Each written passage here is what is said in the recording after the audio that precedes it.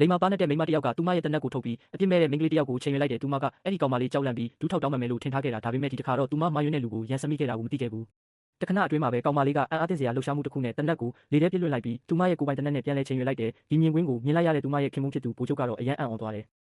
ဘာလို့လဲဆိုတော့တိတ်ဆိတ်ပြီးအပြစ်ကင်းတယ်လို့မြင်ရတဲ့သူ့ဇနီးမှာဒီလောက်တတိနဲ့ကျွမ်းကျင်မှုရှိမယ်လို့တခါမှမတွေးခဲ့ဘူးလို့ပဲဒါပေမဲ့ तू မသိသေးတာကသူ့ဇနီးဟာတကယ်တော့နှစ်ဆက်တရာစုကတနက်ပြစ်ချန်ပီယံတစ်ယောက်ဖြစ်နေခဲ့တာပဲမတော်တဆမှုတစ်ခုကြောင့်သူမဟာအချိန်ကိုကြော်ဖြတ်ပြီးရှေ့ခေတ်ကဗိုလ်ချုပ်တစ်ယောက်ရဲ့အားနည်းပြီးမိုက်မဲတယ်လို့လူတွေထင်ထားတဲ့ဇနီးရဲ့ခန္ဓာကိုယ်ထဲကိုရောက်ရှိသွားခဲ့တယ်မူလဗိုလ်ချုပ်ရဲ့ဇနီးကတော့ခင်မိုးနဲ့ကွာရှင်းကျင်တာကြောင့်တေဆုံးတယ်လို့ဟန်ဆောင်ဖို့အစီအစဉ်ဆွဲခဲ့တယ်ဒါပေမဲ့သူမရဲ့တရုပ်ဆောင်မှုကအယံပြင်းလွန်သွားပြီးလူတွေကတကယ်တည်သွားပြီလို့ယုံကြည်ကမိတကြိုးဖို့တောင်စီစဉ်ခဲ့ကြတယ်အဲ့ဒီအချိန်မှာပဲနှစ်ဆက်တရာစုကမိန်းကလေးရဲ့ဝိညာဉ်ကသူမရဲ့ခန္ဓာကိုယ်ထဲဝင်ရောက်သွားခဲ့ပြီးရုတ်တရက်မျက်လုံးဖွင့်ကထထိုင်လိုက်တယ်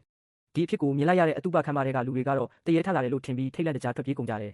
အခြေအနေကိုနားမလည်သေးတဲ့မိန်းကလေးကအပြင်ကိုထွက်လာလိုက်တဲ့အခါသူမဟာရှေ့ခေတ်ကာလတစ်ခုကိုရောက်ရှိနေပြီဆိုတာသိလိုက်ရတယ်ဒါဆိုနှစ်ဆက်တရာစုကတနက်ပြစ်ချန်ပီယံမိန်းကလေးဟာရှေ့ခေတ်ဗိုလ်ချုပ်ရဲ့ဇနီးဘဝနဲ့ဘယ်လိုရင်ဆိုင်မလဲသူမရဲ့လှုပ်ဝက်အတိတ်ကိုဘယ်သူတွေသိရှိသွားမလဲနောက်ထပ်ဘာတွေဆက်ဖြစ်လာမလဲဆက်လက်ကြည့်ရှုလိုက်ကြရအောင်